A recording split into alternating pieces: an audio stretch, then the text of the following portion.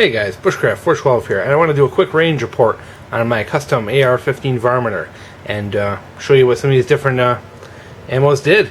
I kind of lined them up here and put the boxes over the groups just so I could kind of reveal them game show style.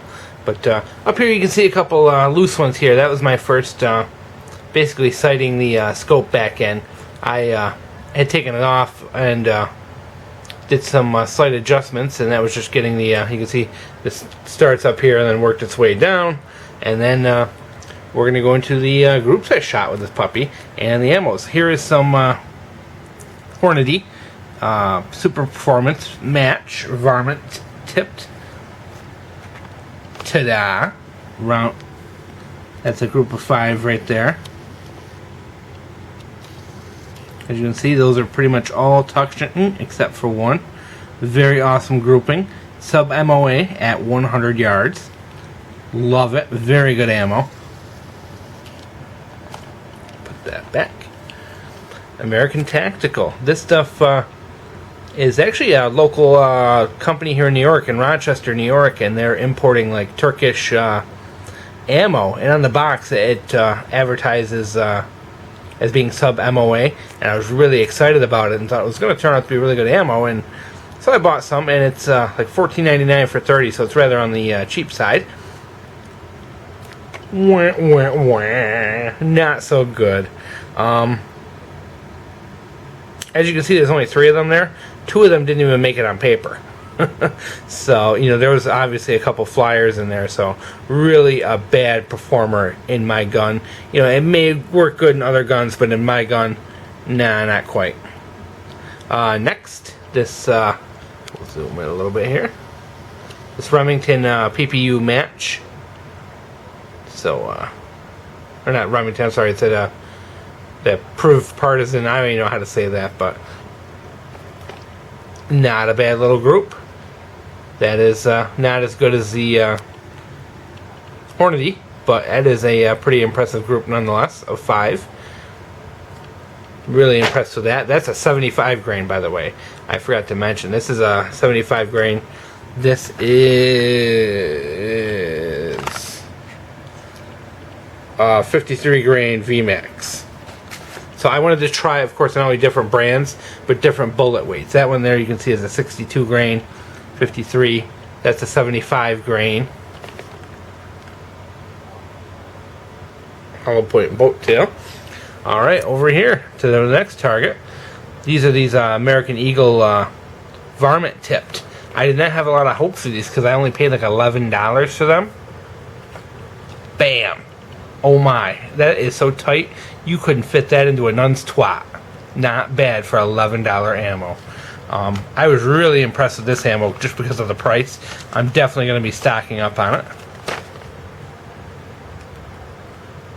You can see there, this is that 50 grain varmint. So obviously this gun likes the, really likes the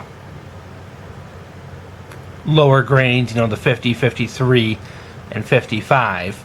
And it looks like, you know, that's quite a little group. You know, they're all touching except for that one flyer.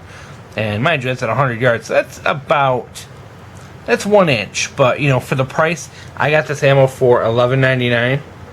I'll buy that all day long. You know, versus this, as you can see, the price on that was $21. And that one's $15. You know, this was the, you know, one of the cheaper of the ammos. And the last, I just wanted to try, because I have to bear in mind also, I have a 223 wild chamber, so I wanted to use a good variety of 223, 5.56, and all different ammo. So I brought a box of the Federal XM193 to see how that went. Only 2 on the paper. Actually, there might be, that could be 2, because as you can see, it's quite a bit bigger than that one. So that may be 2, so there may be 3 there. But either way, there are 2 of the bullets missing.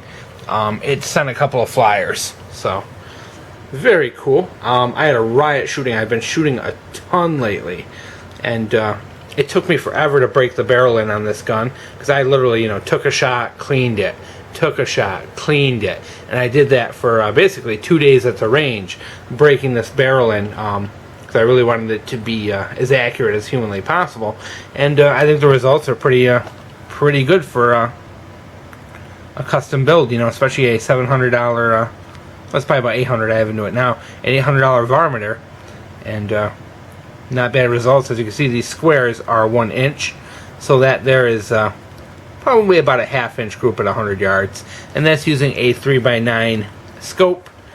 That will improve with a better scope, and it also has the standard trigger that came with it. I think with an upgraded trigger and scope, these groups will go down slightly. I mean, there's not much more room to get that down much smaller, but I think maybe a 4x12 scope and a 2-stage trigger, I think that might tighten up, maybe 10 or 20%, who knows. But very happy with the gun, and just wanted to share because I don't know, I feel like bragging. But I am going to continue to try more ammo. I'm going to be, what I do is when I do this, I keep these, and I have like a little chart written down as to which ammo is which circle. And so I'm going to try a few more ammos. I want to try a match grade 5.56 in 50 grain and 60 grain and 70 grain, and see how that does compared to the 223. And then I'll kind of make a decision as to which one I'm going to stock up on.